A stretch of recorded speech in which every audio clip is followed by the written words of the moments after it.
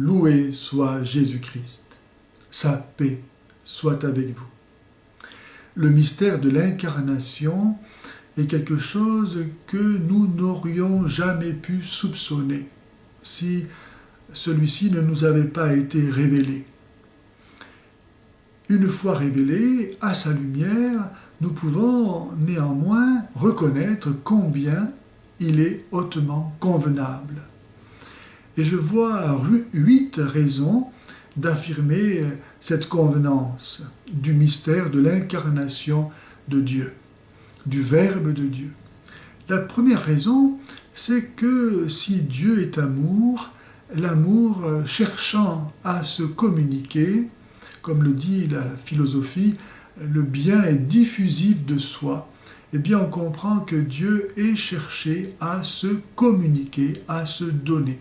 Et c'est ce que Jésus va faire, il va venir se donner en nourriture. La deuxième raison, c'est que si le Verbe de Dieu, en Dieu, contemple éternellement le Père, en étant son Fils, en étant son image, en étant la connaissance par laquelle Dieu se connaît comme Père, Père de lui-même, eh bien, seul le Christ pouvait nous révéler ces mystères en un langage d'homme et d'une façon qui soit digne de Dieu. La troisième raison de l'incarnation du Verbe qui est venu chercher et sauver ce qui était perdu, sans le péché, Dieu ne se serait pas incarné. C'est de nous révéler la miséricorde de Dieu, qu'on n'aurait jamais pu imaginer. Un Dieu qui se fasse homme pour réparer nos péchés. Mais qu'est-ce que Dieu peut ne pas faire pour nous? Y a-t-il un plus grand amour que de donner sa vie pour ce qu'on aime? Comment est-ce que Dieu aurait pu davantage nous montrer à quel point il nous aime, lui qui nous a créés, qui nous a tout donné?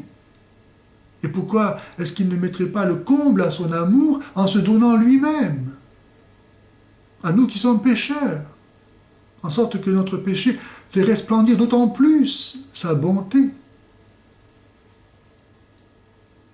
Si Dieu nous a créés pour le connaître et pour l'aimer, car tel est le but de notre création, notre existence sur la terre, nous sommes sur la terre pour connaître et aimer Dieu, et par là partager le bonheur de Dieu, d'être Dieu. Alors, comment davantage le connaître et l'aimer qu'en contemplant le Christ, qui se rend accessible à notre connaissance et à notre amour à travers sa vie, ses paroles et ses gestes d'homme. Il est beaucoup plus facile de connaître Dieu à travers Jésus qui se donne à voir, à entendre, à toucher, que s'il était resté dans le ciel. Dieu nous a créés pour une gloire qui dépasse tout ce qu'on peut imaginer, puisqu'il veut se donner lui-même. Il veut nous rendre participants de sa nature divine. On ne peut pas imaginer plus que ça. Eh bien, pour cela, comment Dieu pouvait-il davantage nous rendre participants de sa nature divine qu'en devenant lui-même participant de notre nature humaine, qu'il partage donc avec nous, de sorte que nous, en partageant la même nature humaine que lui, nous puissions aussi partager sa nature divine dans l'unité d'un même esprit qu'il nous a donné. Prenez et mangez, ceci est mon corps, afin que vous deveniez mon corps, et recevez mon esprit pour que nous ne fassions plus qu'un. Et que de même je suis un avec le Père, vous soyez un avec le Père, en devenant un avec moi. Il y a un abîme qui nous sépare de Dieu. Sa transcendance nous empêche d'accéder par nous-mêmes à Dieu. Dieu est infini, il est éternel, il est parfait, il est saint. Nous ne sommes pas saints. D'autre côté, c'est impossible d'aller à Dieu. Et de son côté à lui, sa sainteté lui interdit, au nom de la justice, d'avoir quelque rapport avec ce qui est lié au péché. D'où la nécessité d'un médiateur. Qui pouvait enjamber cet abîme infini, infranchissable de notre côté, sinon Dieu lui-même? Enfin, Jésus, Dieu, le Fils, nous a montré à travers son existence le modèle de ce qu'est un homme, tel que Dieu le voulait, le modèle de l'homme parfait, que nous pouvons imiter, parce qu'il est un homme comme nous. À travers sa vie, nous avons reçu l'exemple à suivre, un exemple d'humilité, d'obéissance, de douceur, de pardon, d'amour. Comment mieux nous montrer le chemin qu'en étant devenu lui-même homme, pour que les hommes puissent voir en lui le chemin?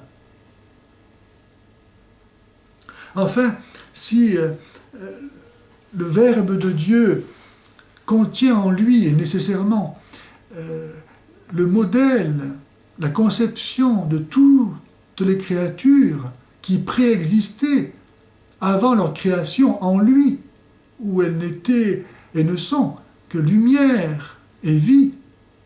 Comment donc offrir à Dieu un hommage plus parfait que en unissant à lui son Verbe, qui est le resplendissement de sa gloire, l'image parfaite de sa substance?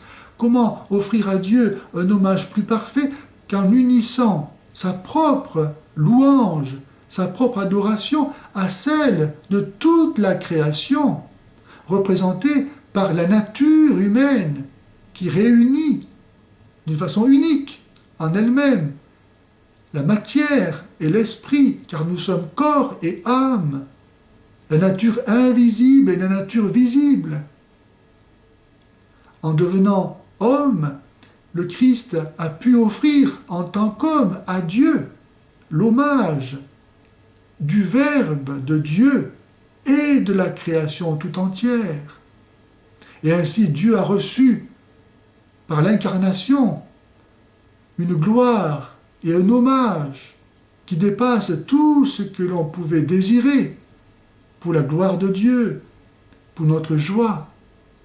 Vraiment, le Seigneur a mis là le sceau parfait, définitif, à son œuvre de création. On ne peut pas imaginer une plus grande gloire donnée à Dieu et donnée à la créature. La créature, en Jésus, a offert à Dieu un hommage divin. Et Dieu a reçu ainsi tout honneur et toute gloire par le Christ, maintenant et à jamais. Amen.